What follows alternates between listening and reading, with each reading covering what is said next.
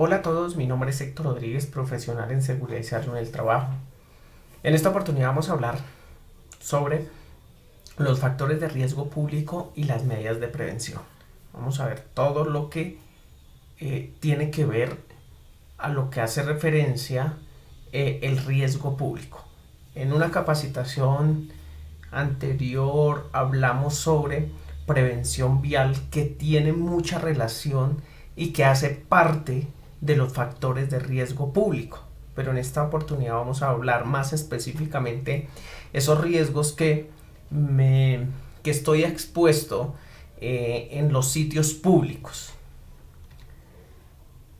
Cuando hablamos de riesgo público, son todos aquellos aspectos que se viven día a día en los espacios públicos, como son los de interés social, llámese en parques, llámese en vías públicas, llámese en supermercados, y que de día a día estamos enfrentados a este tipo de riesgo.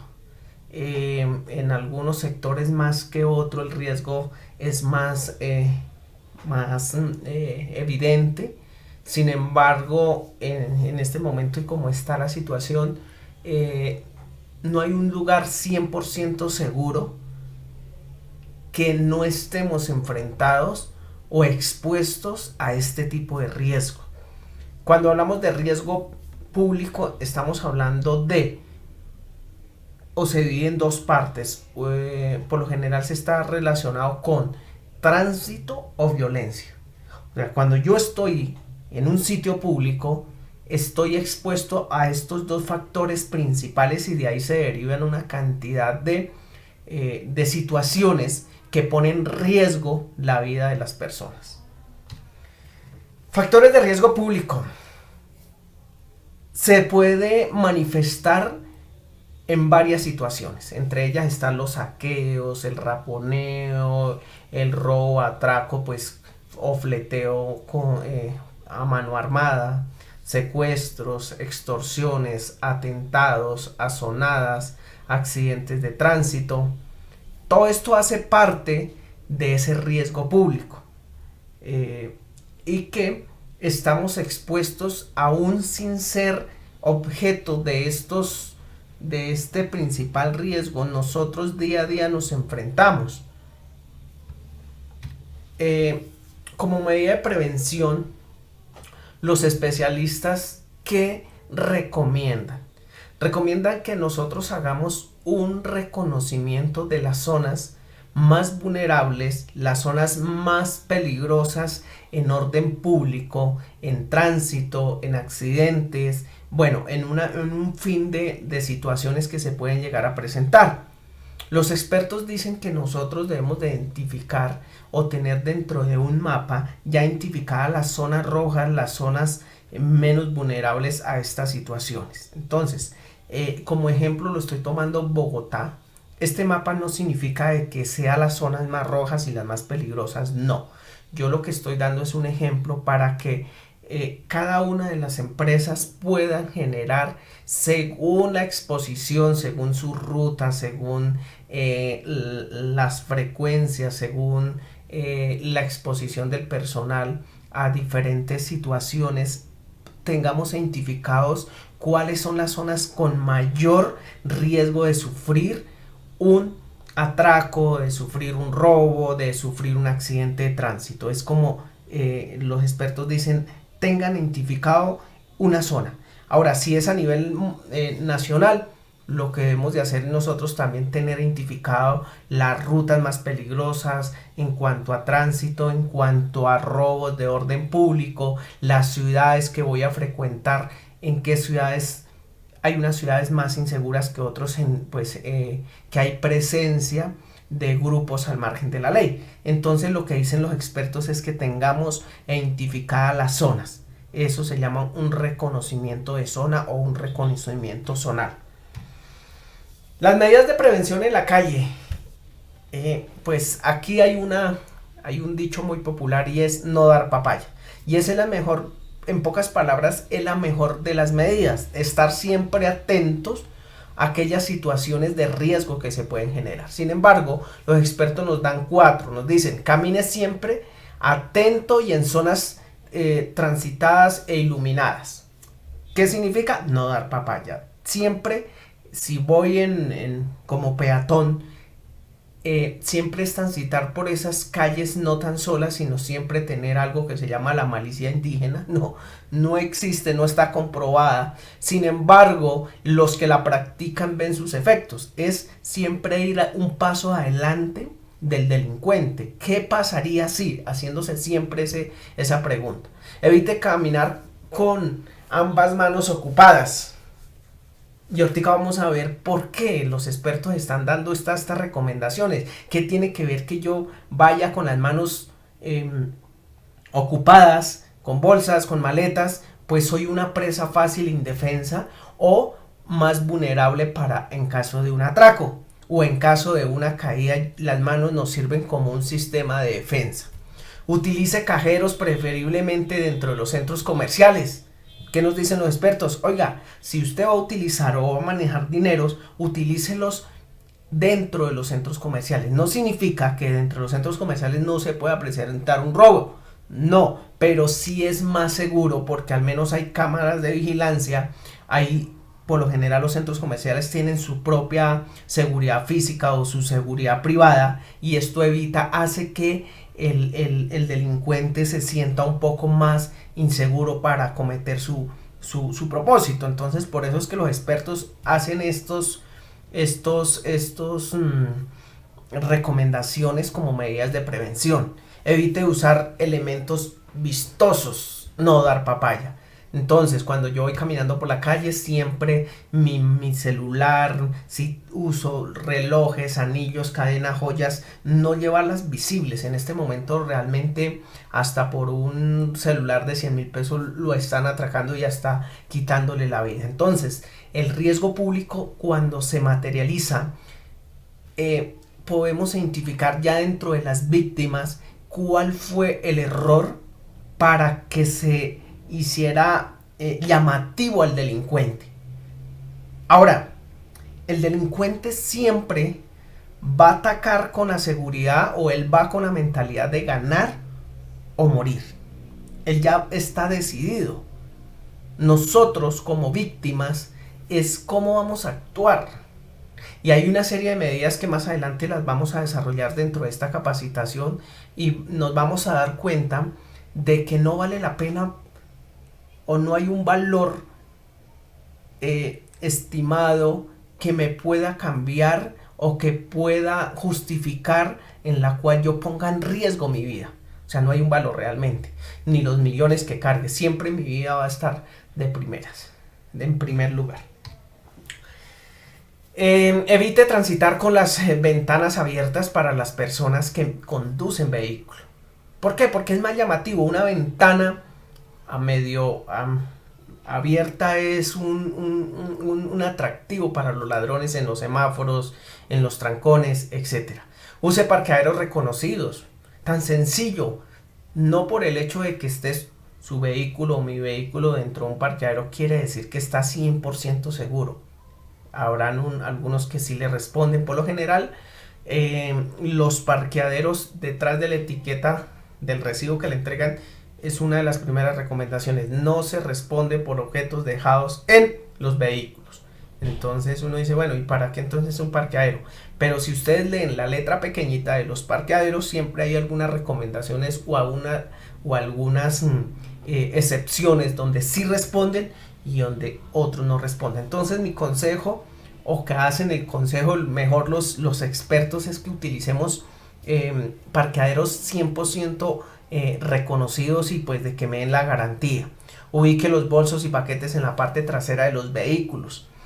Una maleta o una cartera en el asiento delantero de un vehículo es más atractivo para el delincuente, y es donde viene que rompen el vidrio, raponean el bolso, y por eso es que se presentan los atracos.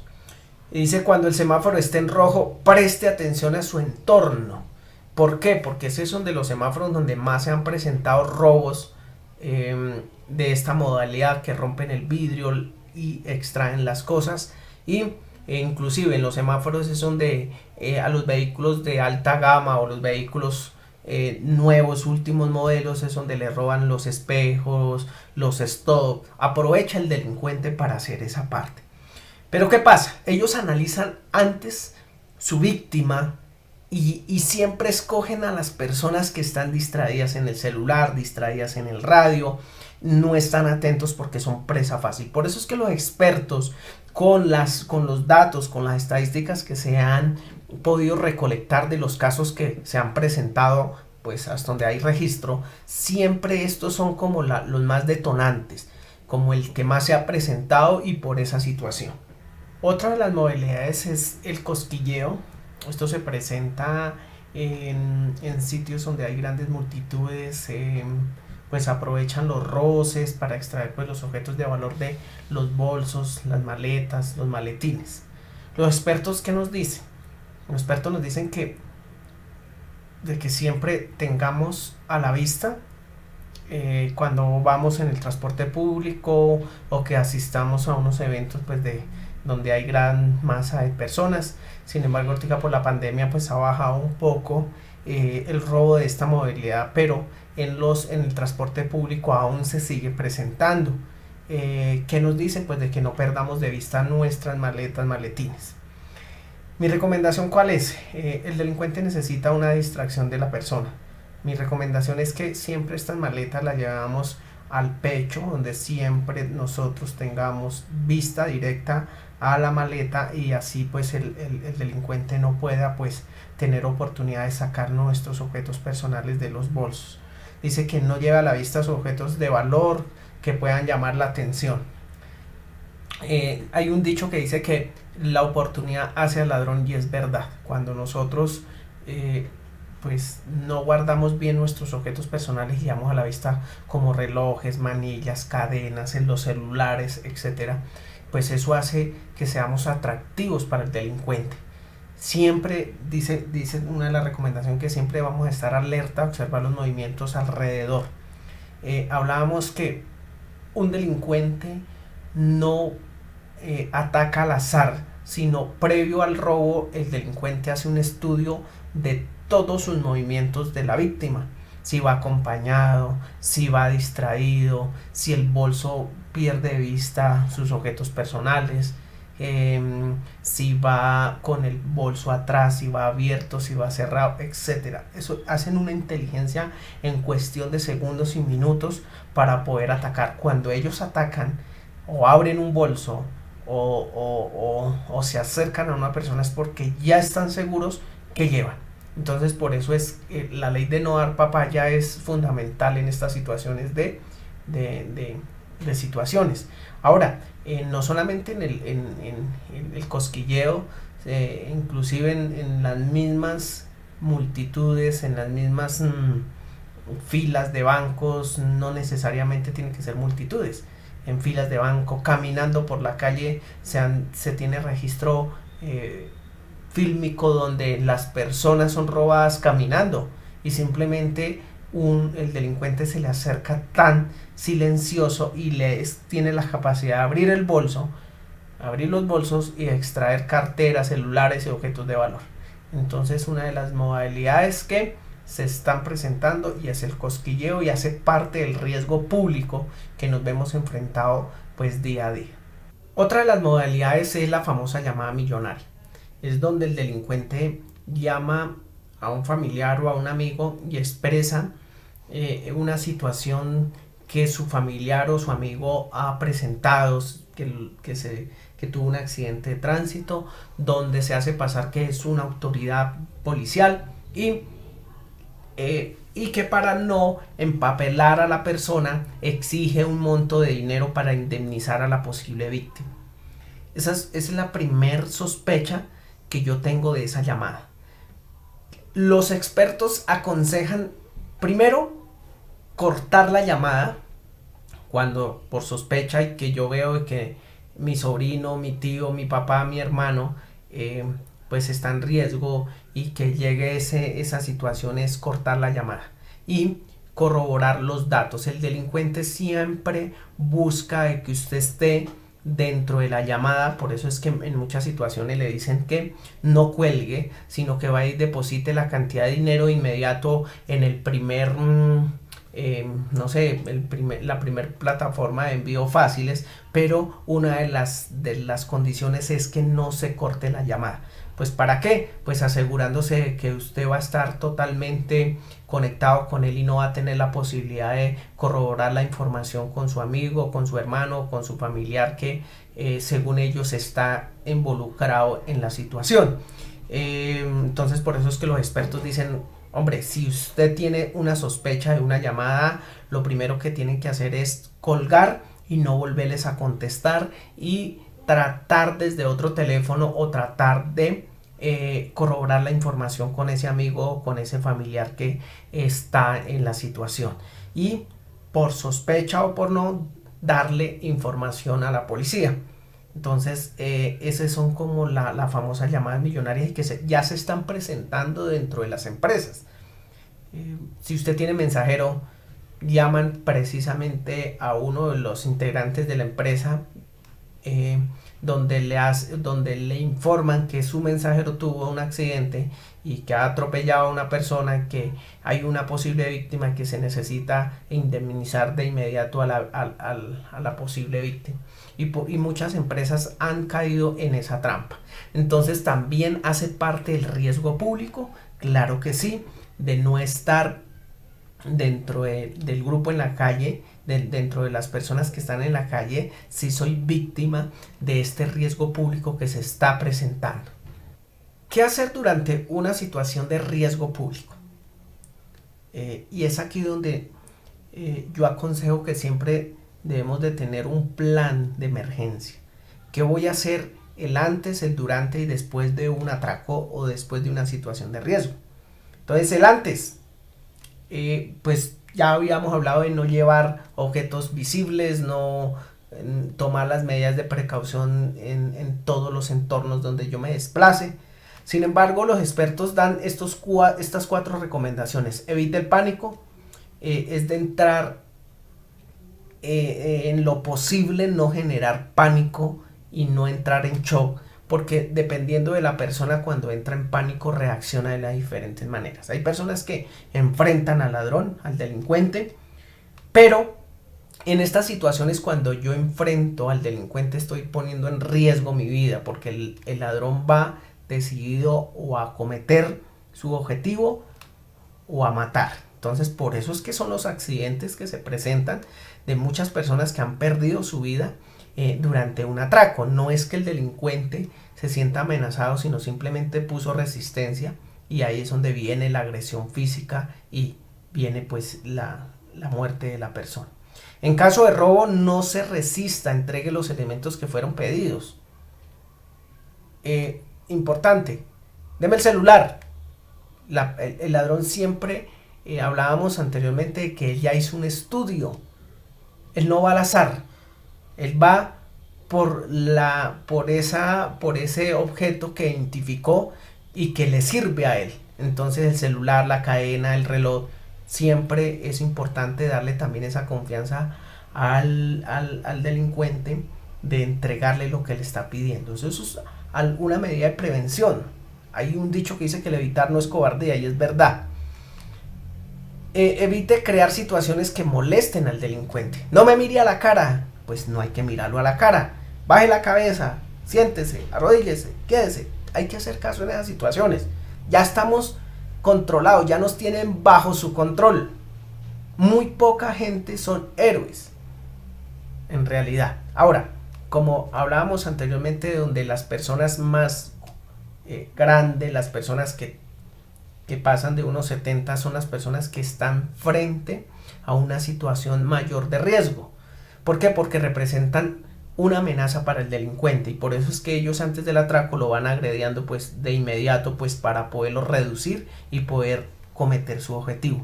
Entonces las personas que estamos por debajo de los 1,65, 1,50, 1,60, pues no representamos tanta amenaza para el delincuente. Así es que según las estadísticas, las personas que más mueren que son más agredidas en los atracos o robos son las personas que tienen una estatura mayor a los 1,70. Entonces tenemos los bajitos, tenemos una ventaja en estas situaciones. Dice, no responda a las agresiones físicas del delincuente. Si ellos siempre lo van a amedrentar a la persona o a su víctima con armas o con palabras de agresión verbal. No hay que responderles, porque ellos también se sienten amenazados en ese instante, y ellos tienen un nivel de adrenalina en ese momento y que pueden actuar de forma agresiva, y por eso es que vienen los accidentes en las situaciones de riesgo. ¿Qué hacer después de una situación de riesgo o un atraco? Hacer reporte ante la empresa o jefe inmediato, reportarlo, hacer el respectivo denuncio ante las autoridades. Hay personas que me dicen, pero ¿para qué hacemos una denuncia? Si eso no va a pasar nada. Sí hay un efecto. Sí hay un efecto, y es que se puedan, las autoridades se basan por diferentes denuncios que se están presentando, y hay muchos delincuentes que la policía los capturan y son puestos en libertad durante los 72 horas, porque no es porque la justicia, bueno, en varios casos sí es la justicia que falla, pero la mayor parte es porque no hay un denuncio formal ante las autoridades, y por lo tanto no le pueden imputar cargos a esa persona. Es así de sencillo, se vencen los términos, pero a mí me arrestan. Pero si no hay un denuncio de un ciudadano, pues nada que hacer, el juez le toca dejarlo en libertad, porque no hay nada en contra de ese sujeto o de esa persona. Por eso lo importante es hacer los denuncios. Y la otra parte es que no se sabe denunciar. Solamente se denuncia de forma civil, pero hay que también denunciar civil y penalmente esas situaciones. Eso hay un efecto a nivel legal, hay un efecto inmenso cuando yo denuncio mi atraco. Así estemos a salvo, así nos hayan robado nada, aún los intentos de robo se deben de denunciar. En caso de recibir agresión física, hacer reporte ante la ARL y solicitar atención médica. Solamente los casos laborales o con ocasión del trabajo. Estos reportes a la ARL son aquellas situaciones que se consideran como un accidente de trabajo.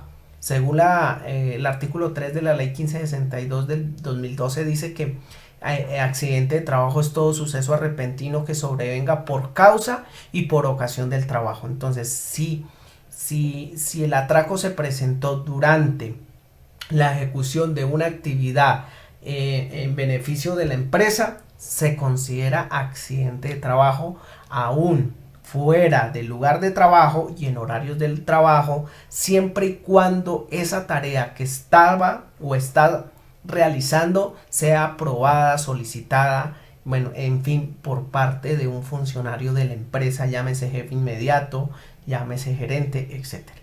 Entonces esos reportes en esos casos específicos sí se deben de reportar ante la ARL en el tiempo estipulado, que son 48 horas, para poder hacer el FURAT o el reporte del accidente ante la plataforma, para que la ARL considere ese evento como un accidente de trabajo. Riesgo de tránsito para peatones, motociclistas y ciclistas. Ya habíamos hablado anteriormente en seguridad vial, todo lo que implicaba conducir un vehículo, sus riesgos, etc. Los peatones y ciclistas son los que tienen menos capacidad para defenderse en las principales ciudades, o sea, es la población más vulnerable, el peatón, el ciclista y el motociclista. Dice que los cuales forman una gran proporción de las víctimas de los vehículos. Entonces, según el Fondo de Prevención Vial, en Colombia, cerca del 40% de los muertos y el 32% de los heridos en accidentes de tránsito son peatones. Y aquí es donde entramos en detalle. Bueno, yo no conduzco un vehículo, mi cargo en la empresa es solamente administrativo, pero en algún momento soy o cumplo la condición como peatón. Estos indicadores me dicen mucho. Es que es el 40% de los muertos son peatones. Dice, entre los datos que arroja el balance del Fondo de Prevención Vial se destacan varios. Primero, la mayoría de las muertes ocurrió en las zonas urbanas. El 64.1% de los accidentes con los peatones ocurrieron en las zonas urbanas, en las grandes ciudades en Colombia. Entonces este indicador ya me está diciendo que es en la ciudad donde yo tengo que doblar mis esfuerzos para prevenir esos posibles accidentes de tránsito. Que el 44% de los fallecidos viajaron en moto. Yo como motociclista mi índice de accidentalidad es alto. En un 44% de las personas que murieron en un accidente de tránsito, ese 44% fueron motociclistas. Ya vamos a ver por qué. También me dice que el 35% de los peatones muertos fueron atropellados por motos. Altísimo. O sea que el motociclista y el peatón han generado el 35% de esos muertos. Eso es altísimo, ese índice. Vamos a ver más adelante, porque es que aquí hay un tema de quién es responsable. Los de los taxis le echan la culpa a los de las motos le echan la culpa a los peatones le echan la culpa a los de los carros, pero ninguno se está responsabilizando de esos comportamientos. Aquí no es de buscar culpables. Listo, yo como peatón tengo mis responsabilidades, yo como motociclista tengo mi responsabilidad, igual que el del ciclista, el que va manejando el vehículo. Cada uno de nosotros tenemos nuestras propias reglas. Y ahí es donde vamos a ver, pues, qué es lo que está sucediendo. El 13% de los fallecidos que viajaban en moto chocaron moto con moto. O sea, hay un 13% que fueron entre motociclistas de esos muertos que en el 2019 se presentaron. O sea, estas estadísticas nos sirven para hacer un balance y mirar qué es lo que está sucediendo en el entorno público y por qué se están presentando. ¿Cuáles son las principales causas por las cuales se ven involucrados en accidentes de tránsito? O sea, es lo que será culpa, y aquí en estas estadísticas vamos a aclarar, ¿será que es culpa del peatón que no pasó por la cebra? ¿O es culpa del motociclista que se subió sobre la cebra, como vemos en la imagen? Aquí hay un tema de comportamiento, y es que nosotros involucrados todos no nos gusta seguir normas, nos cuesta seguir normas. Nos duele seguir las normas. Las normas se hicieron para cumplirlas. Y ahí es donde pues viene el accidente en peatones, etc. Entonces, una de las causas es no usar puentes peatonales. Entonces ya hay un comportamiento del peatón. ¿Sí? Entonces aquí vamos a ver primero. Muchas de las muertes se presentan debajo de los puentes peatonales. Acuérdese que toda muerte a menos de 100 metros de un puente peatonal es responsabilidad del peatón. Sin embargo, había un comercial que dice: al peatón no le eche el carro, échele el ojo. Y es verdad. Yo como conductor de una moto, de una cicla, de un vehículo, yo tengo que estar pendiente precisamente por eso, porque hay muchos imprudentes. Debajo de un puente yo tengo que disminuir la velocidad. El pito no es una medida de prevención para quitar al peatón de la vía, porque hay conductores que no bajan la velocidad, sino piensan que con el pito pueden solucionar el problema, y no, el pito al contrario lo que hace es generar una situación de pánico en el peatón y hacer de que esa persona se caiga en la vía, y ahí es donde viene el accidente de tránsito. Segundo, no cruzar por las esquinas y las cebras, otro problema. El peatón como comportamiento, y me he dado cuenta, y es triste ver a un padre de familia coger a su pequeño hijo y pasar por debajo del puente o pasar por una situación poniendo en riesgo. No solamente está poniendo en riesgo, sino le está enseñando a esa persona que en su edad adulta de seguir el mismo ejemplo que le dio esa persona. Entonces, no cruzar por las esquinas y las cebras es otro de los motivos que se presentan los accidentes de tránsito. en los peatones. Evadir la calzada con patinetas, patines o monopatín, etc. Hay muchos accidentes y es por tiempo que no podemos ver esas estadísticas, pero muchos de este tipo de población primero van desprotegidos, no llevan los elementos de bioseguridad o de seguridad completos para generar, poder resistir un golpe de estos en caso de un accidente. Y lo otro es que están utilizando las vías del Transmilenio, las vías de transporte público, etcétera, van en contravía y por eso es que se presentan también ese tipo de accidentes como tal. Subirse o bajarse del carro en movimiento es otro índice que también se presenta más que todo en el transporte público. Pero entonces si el conductor del bus que yo voy no me deja en los paraderos autorizados, se ve que los dejan en la mitad de la calle, no se orillan bien, las personas antes de que para el vehículo se lanzan y ahí es donde viene el accidente como tal. Ese es otro de las causas principales por qué se están presentando los accidentes. Transitar por vías férreas o túneles. También a nivel nacional en las carreteras se están presentando este fenómeno que ha cogido o ha cobrado más víctimas en los últimos años. No respetar las señales de tránsito, se reduce en la sexta, no respetar las señales de tránsito. Vemos que por ejemplo el ciclista en las ciclovías y en las ciclorrutas tienen su señalización, tienen el pare. No por el hecho de que yo voy en una bicicleta, el vehículo tiene que parar, no, hay unas reglas, dice pare, y el deber ser del ciclista es parar, porque es que el vehículo lleva la vía. Ahora, si yo llevo la vía, hay personas que dicen, no, es que yo llevo la vía, no, es que el otro señor tiene el pare, no, siempre hay que conducir con algo que se llama manejo defensivo, es estar alerta, independientemente así yo lleve la vía, yo tomo las medidas de precaución. Teniendo en cuenta que hay personas que no les gusta llevar, pues cumplir con estos reglamentos y estas señales de tránsito. Ya para terminar, una reflexión.